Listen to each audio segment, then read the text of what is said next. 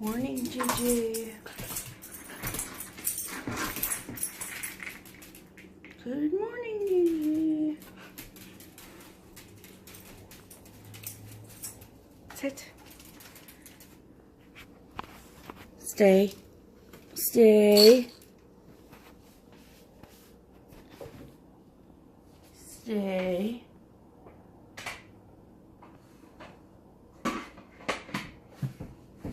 Eat. Oh, good.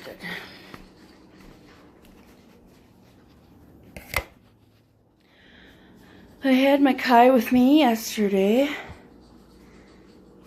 He helped me clean up the kitchen. And I said I've got $15 with your name on it if you help me clean up this kitchen. So he helped me. This is other stuff from, I don't know.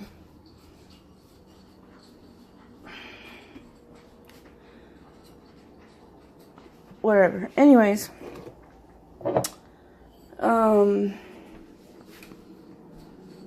Yeah. So he decided, later on yesterday we went to the mall. He decided that instead of $15, he wanted to get a game, a $15 game. Well, and so he picked one out that was on sale for 16 something. It was like, well, it was $15.99 or whatever. So with tax, there was a lot of tax, apparently. It was like $5 in tax, which we did not account for. Or he did not account for. I knew there was going to be tax. But, you know, lesson for him. He now owes me $5.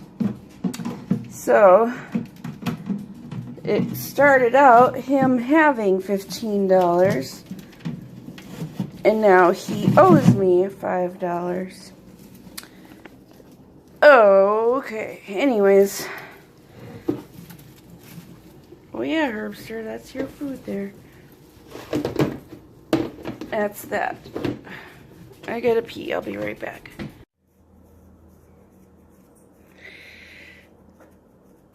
"10 years ago, today, February 19th, 2008, it was primary election day. So, people were voting. Obama became president.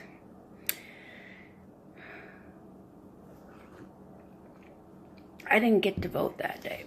And the reason was, 10 years ago today marks the anniversary my life changed. I was 25. I was 25 years old, on my way to work. I got to work, and about halfway through the day, I don't remember what happened, but this is what people have told me.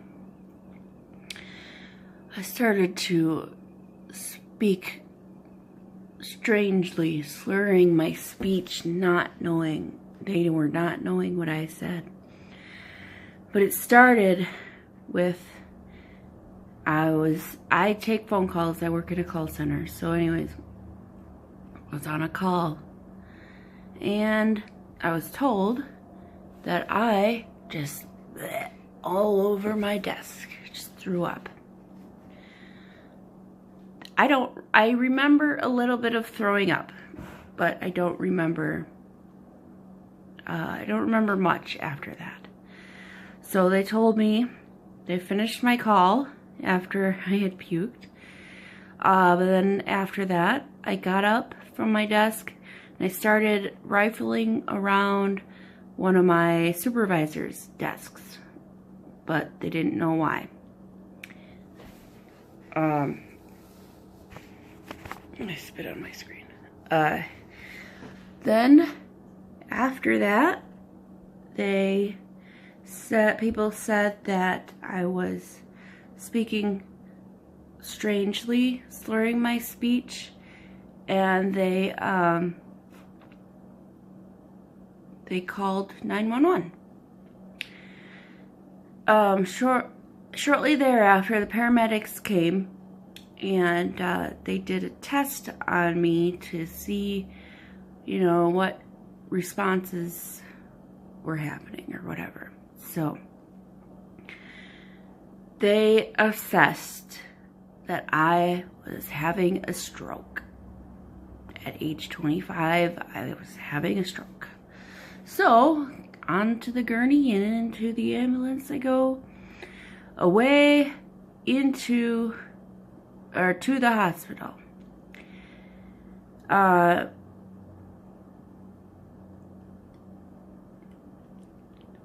Yeah, so anyways, the following is some video that I took on Saturday with my parents, telling me their side of the story. So, please enjoy. I'll start because I got the phone call from work. Your work. Right. Okay. How's that work? You may have been home because where I was when I got the phone call was waiting at Mark East to pick Daniel up from his job, which he had just started the week before. And he was only maybe working one day a week at the time at Prairie. So it was his second week on the job. And as things go, he was late getting back to work. So I couldn't leave to get to the hospital until I got Daniel. And nobody was answering their phones. Even me? You did not answer your phone. Did I? I had a phone. And this yeah. would have been around noon time. 11:30. So I think you were still home or maybe getting ready to go back to work or something. But anyways, yeah, you didn't answer your phone. Matthew didn't answer his phone. Jillian wasn't answering phone. And I couldn't get a hold of anybody to tell them that you were going to the hospital. So I was like major league panicking. And it took me at least an hour because I finally got Daniel. Then I had to bring Daniel home and drop him off before I went up to the hospital. So, my mom, Mother Teresa, I don't call her that. Her name is Teresa. And my dad, Nate, or Papa Nate, as my niece and nephew call him Papa. Anyways, that was the first part. The mom, Matt and Daniel are Matt is my older brother, Daniel's my younger brother. Jillian is my brother's baby mama. We don't talk to her anymore. Anyways, so going on, I'll just let them continue. Yeah, so then I dropped Daniel off. I don't know if you went to work and then came back. I wouldn't think I'd do that. I don't know. Because I don't remember the timeline. You may have already been on your way to work or whatever, and then you brought Daniel up with you. No, you didn't bring Daniel. No. Because I remember walking into the ER, and the weird things that go through your head.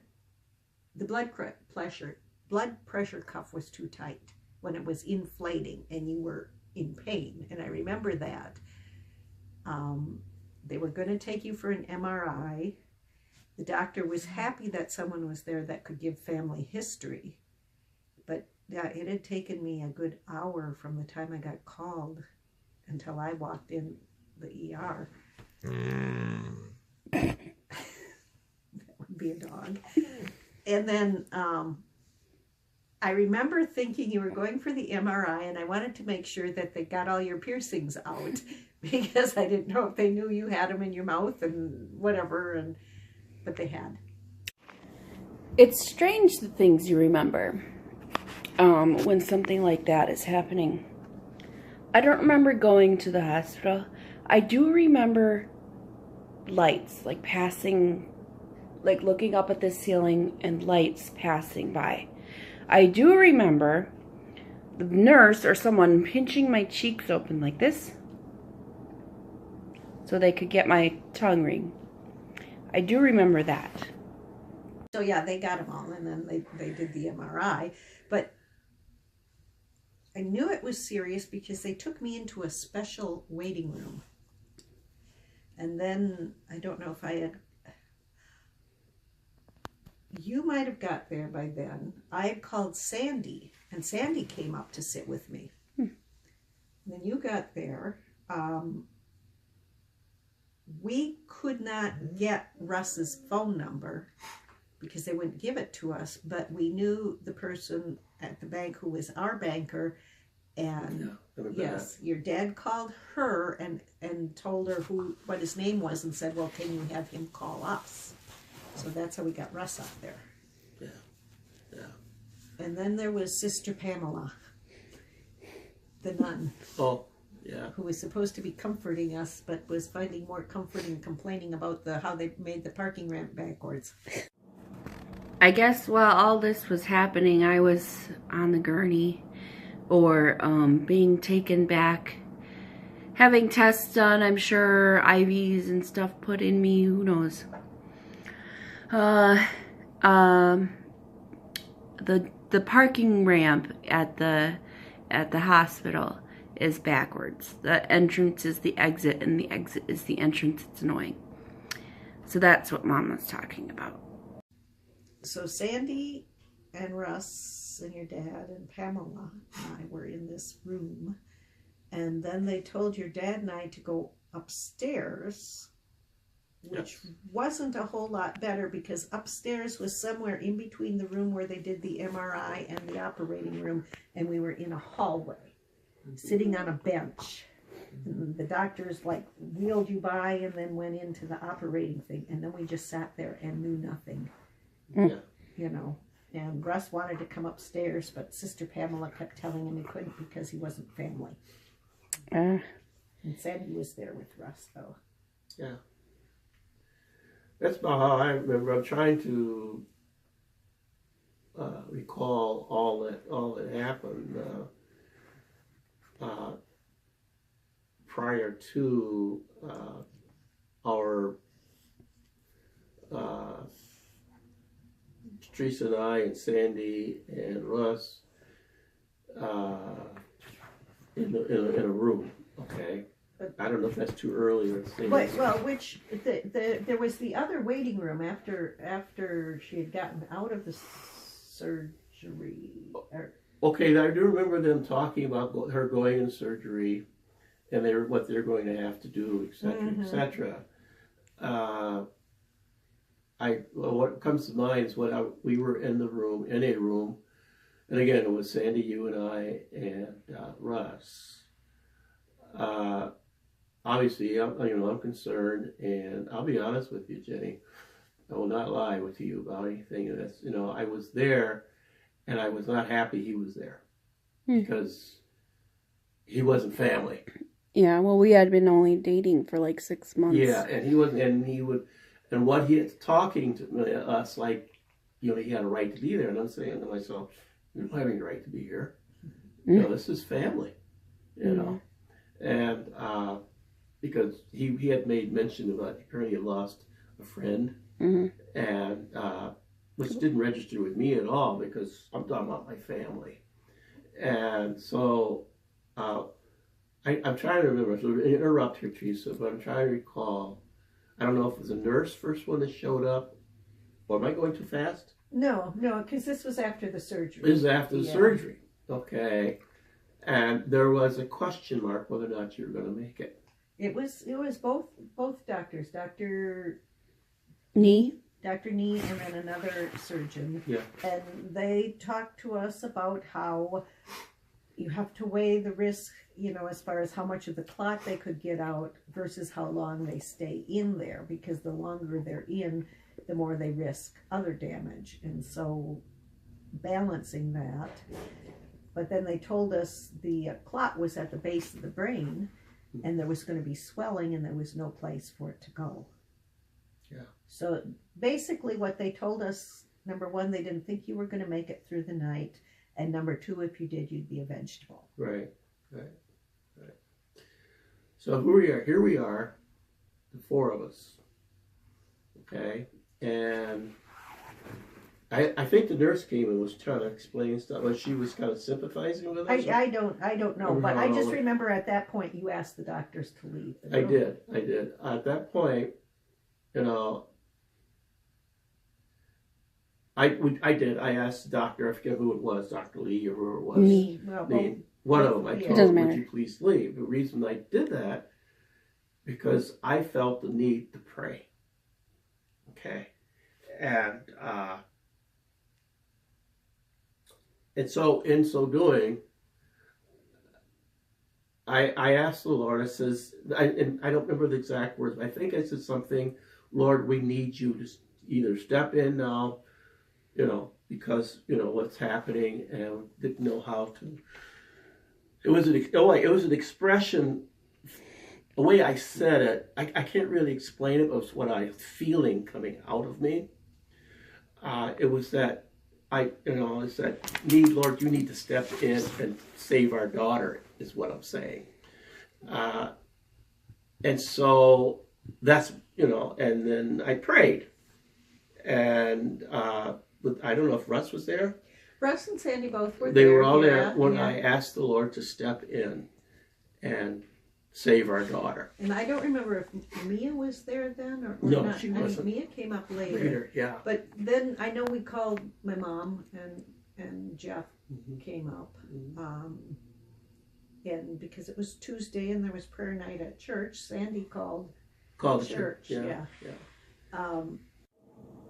Now, Sandy and Mia. Sandy is a church friend, as you could tell. My parents are Christian folk, and they go to church and whatever. And anyways, Sandy is a good friend of my mom's, and Mia is, I'm not really sure the relationship, but she's also a friend, I guess. And they go to the same church, and so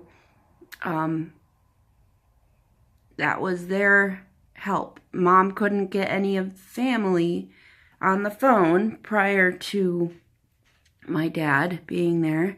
So who's she call? She's going to call her friend.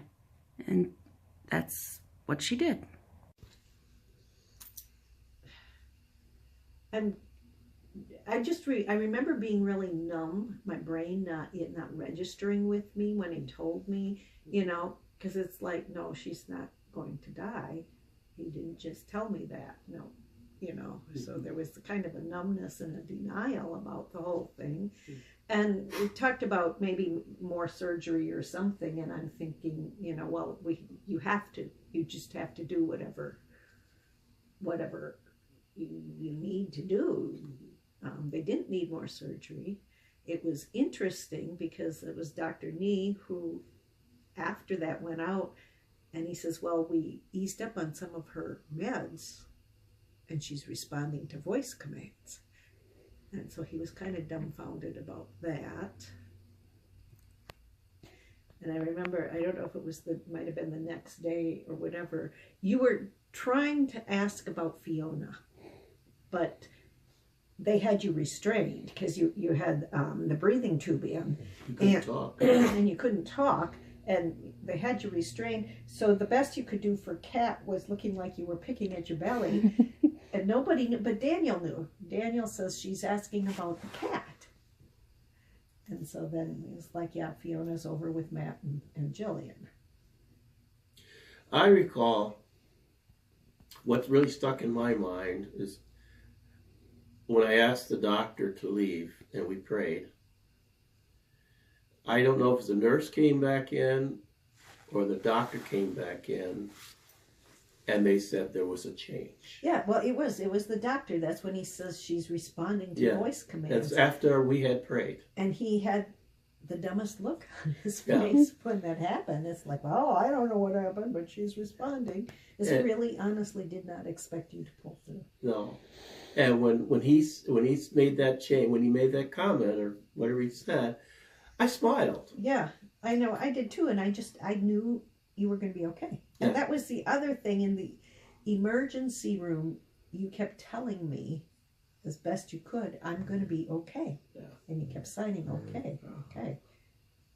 You know, and even afterwards. And yeah, as you progressed and you were using sign to communicate with us, Dr. Need was totally blown away. She can do that? This is 4 years of high school. Well, yeah, but I mean, the fact was that you were communicating with us, and I think he actually expected you, even though you were responding, to be a vegetable, to be vegetated, because of where the stroke was and the size of the clot. Yeah, it was something. It was. I walked down the hall toward your room, and just knew, I was thanking God for what He had done, because I knew that He intervened on your behalf as far as us praying for you, and that everything was going to be okay. I got to smile. I smiled because I just knew everything was all right. I shouldn't say everything, but the Lord came through and answered my prayer. Mm. Yeah. I do remember the first night I stayed, and so did Russ. They had an empty room with a bed in it, and Russ took that room, and I got to sleep on a cot in Jeez, Russ. in the waiting room. Sorry. Yeah. He doesn't think. Angie came right down too. Yeah, When we told her, Bruce just basically said, do what you need to do and let her just pack up and leave. Yeah. And it was freaking cold. I don't know how cold It was cold. It was cold. Yeah. Yeah, Angie managed to get Russ home. Angie, or Ange, is my best friend from Eau Claire. We've been friends for, I don't know how many years at that time, but it was a long time. So her husband, Bruce, when they got the call, they said, he said to Ange, do whatever you got to do and just go. So she went, and she came down to see me. Russ and I at the time had only been dating for about 6 months, so for Dad to not want him around, it's understandable. I didn't introduce them to Russ. Russ met all of my family all at once that day. So, yeah, it was probably pretty tough on Russ too. He doesn't think very well, so he should have taken the cot, and Mom should have got the bed. But, like I said, Russ doesn't think so well. Anyways, moving on.